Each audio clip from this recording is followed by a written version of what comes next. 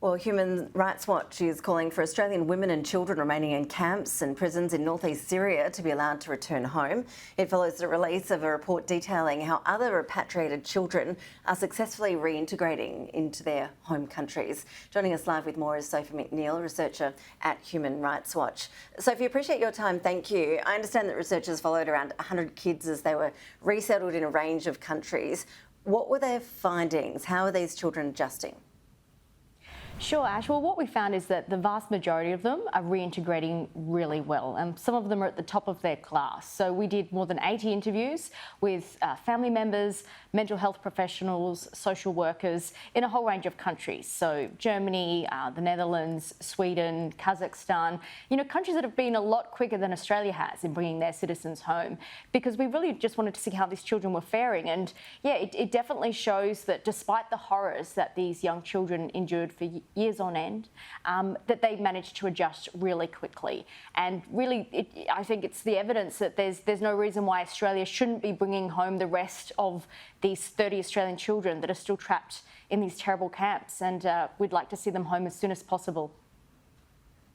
Sophie, what is life like for those kids in these camps in Syria? Ash, it's so terrible that the UN has said that it's akin to torture. That's what the conditions are like there in those camps. There's no proper shelter, no proper food, no schooling. The healthcare is totally inadequate. We've seen hundreds of young children die from preventable diseases. It's very dangerous. We've seen 20 deaths this year in these camps. And just last week, there were 2 young Egyptian girls who were murdered. They were beheaded.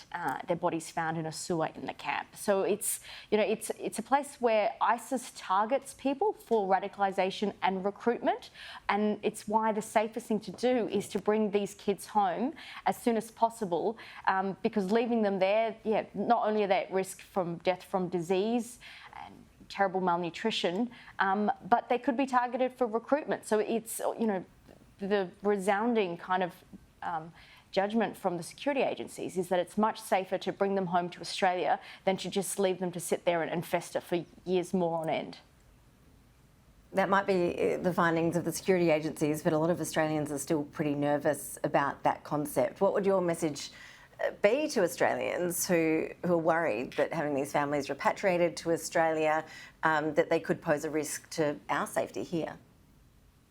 Look, it's understandable people have questions, and I think what we need to really remember is that these children and their mothers wouldn't have been brought home if the agencies didn't feel like they were manageable, if they didn't think that they could look after them and that we didn't have the resources to do so. I mean, we have really excellent facilities here in Australia. We've successfully reintegrated and brought in 15,000 Syrian refugees in the last 5 years in this country, 30,000 Iraqi refugees.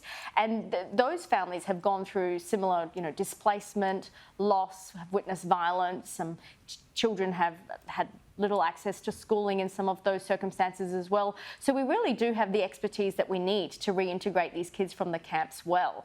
And I think that what we've seen in this new research that Human Rights Watch has put out today is that you look at all these other countries like Germany, Sweden, the Netherlands, Kazakhstan, they've already done this. Us being a little bit behind the rest means we can look at them and learn from them and see that it can be done really well.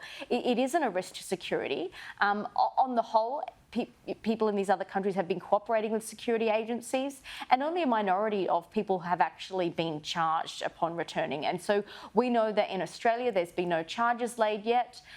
So we also know that our agencies have a plan. If there are people that need to be investigated and charged, they're going to do that, and they're going to make sure that the community is safe. They wouldn't be doing this if they thought it was going to put the community at risk, and they certainly think it's much safer bringing them home than leaving them there. So should there be that distinction between the women and children you're talking about? And I think most people do feel a lot of sympathy, especially for the children in these instances. But should there be a distinction between the women and children and then bringing home detained Australian men?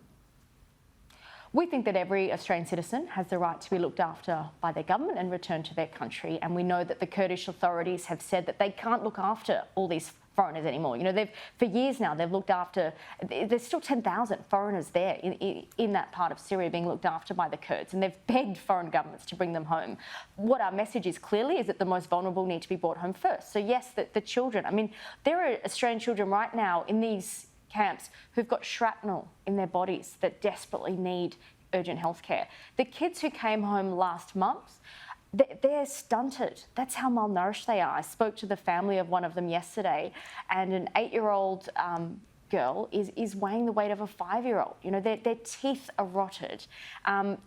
They've got really significant health issues, and that's just the 13 that have come home. So really, how do Australians feel knowing that there's 30 more of those little kids who, through no fault of their own, ended up in that circumstance, living in a flimsy little tent as winter is approaching again? And we know winter's the most dangerous time.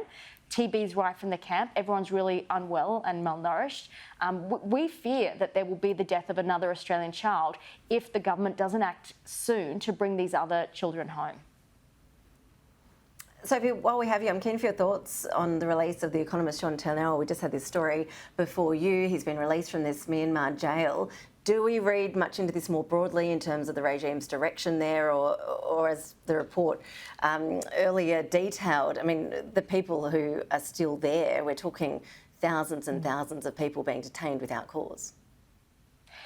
Look, this is the thing with this military junta. Like, we have seen these releases on these national days. We had hope that we might have seen Sean released earlier, you know, and that he didn't have to endure what he did. So, you know, you can't predict what they're going to do, or that they will, you know, act in any kind of ethical way whatsoever. But, you know, full credit to the Foreign Minister Penny Wong and DFAT, who worked so hard for Sean's release. It's excellent to see him home, but yes, we have to keep in mind that there's thousands of people still in the jails in Myanmar, innocent people who, you know, all they dare do is perhaps, you know, go out on the streets, call for freedom, demand the rights that here sometimes we take for granted in Australia. So we want to see the rest of those prisoners released as soon as possible. And just because Sean is out, it doesn't mean that, you know, our engagement is over here. We would like to see the government put sanctions on Myanmar. We've seen a whole range of other countries do that. You know, America, Canada, the UK, the EU, Australia is lagging behind. So we want to see those sanctions put in place because we want to isolate this regime